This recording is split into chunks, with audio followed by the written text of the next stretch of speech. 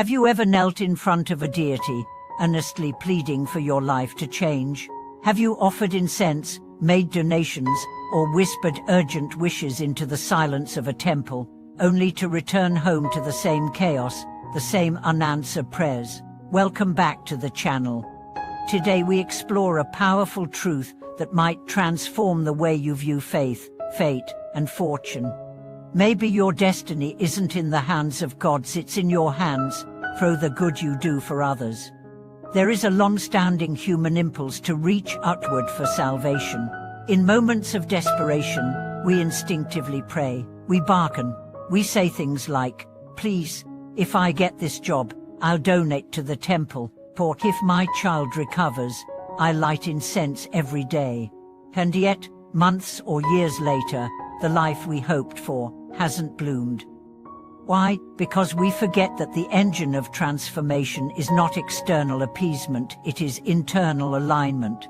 It's not the gods who change your destiny. It's your kindness, your sincerity, your action. The universe doesn't respond to pleas, it responds to energy, to vibration, to the frequency of your intent. And the highest frequency is compassion. Imagine two people.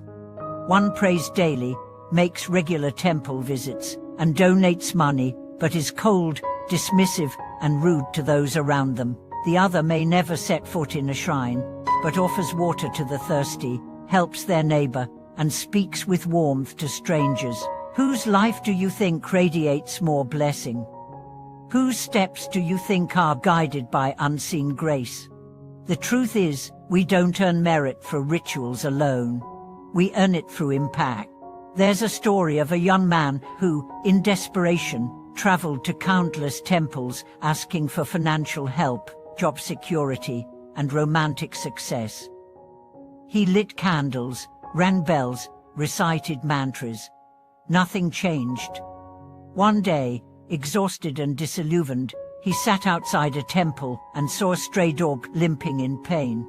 Without thinking, he tore a part of his shirt, cleaned the wound, and gave his last bread to the dog. That week, he got a job. That month, his family reconciled. When he later shared his story, he said, I think the gods were always listening. But they were waiting for me to become someone worth blessing. Kindness is not weakness, it is spiritual power. When you help others not for reward, not for image, but simply because your heart opens, you alter your karmic trajectory. You send out ripples that shift not only your fate but the energy field around you. You become a lighthouse for grace, a magnet for synchronicity. Let's explore this through real stories. There was a woman who spent years praying for her sick father to recover. She burned incense, donated to charities, and followed rituals, but her prayers felt unanswered. One day, she began volunteering at a shelter, not to earn merit, but because she couldn't sit in despair anymore.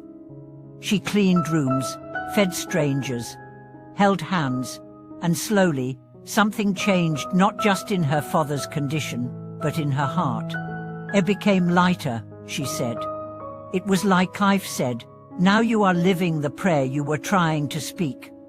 When you help others, you don't just improve the world, you refine yourself. You become a vessel more capable of receiving blessings. And that's the spiritual law no one teaches in school. You can't fake virtue. You can't bribe the divine. You become blessed when you become a blessing, not a perfect person, but a sincere one. Not a saint, but a servant of love. Even small acts matter. Smiling at a stranger, holding the elevator, listening without interrupting. These are not just niceties, they are revolutions. In a world of cold efficiency and constant rush, every act of presence becomes sacred. And here's the paradox. When you stop seeking reward, the universe rushes to reward you. When you stop asking, what can I get, and start living, what can I give, you enter into alignment with the natural flow of grace. Let me tell you about an old man named Jai. He never prayed for wealth, never asked for miracles, but every day he fixed neighbors' doors, brought food to widows, smiled at children. When he died, over 1,000 people came to his funeral. No temple could have held the gratitude. No god could have arranged a better tribute. Jay's life was his prayer. His actions were his temple. Too often we think of spiritual practice as something done in silence, behind closed doors. But what if your true altar is your daily life? What if every time you chose patience over anger, honesty over convenience, love over judgment, you were worshipping in the most divine way?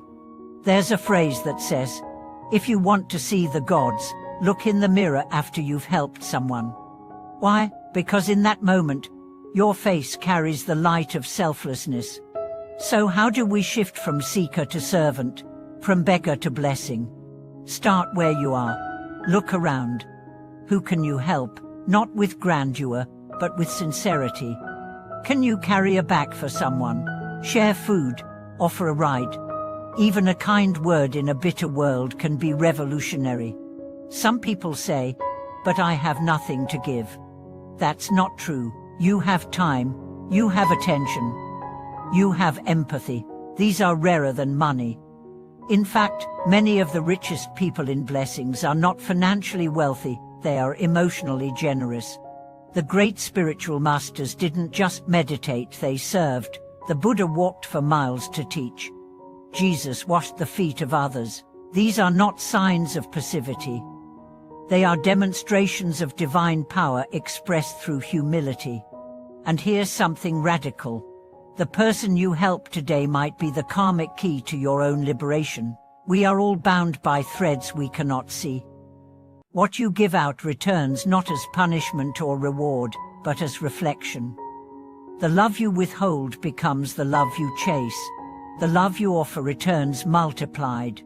So next time you think about lighting incense, ask yourself, have I lit someone's path today? Next time you donate to a temple, ask, have I donated peace to someone's heart? Next time you whisper a prayer, consider, is my life already the answer to someone else's? That's the shift. That's the revolution. Kindness is not just a virtue. It's a strategy, a technology, a spiritual algorithm encoded into the universe. When you help others without agenda, you don't just make the world better, you become better, not just morally, but energetically.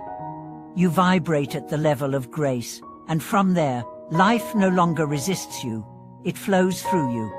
So whether you believe in gods or not, whether you consider yourself spiritual or secular, make this your daily mantra. Let me be of use. Let me help. Let me heal. Let me offer what I have, however small, with however much heart I can. And when you live that way, even your silence becomes a prayer. Even your presence becomes a temple.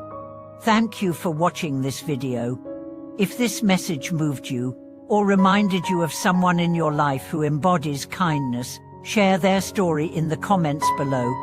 Subscribe to the channel for more teachings on how ancient wisdom applies to modern living. And if you believe the world needs more compassion, like this video and pass the message on. The next article will begin now.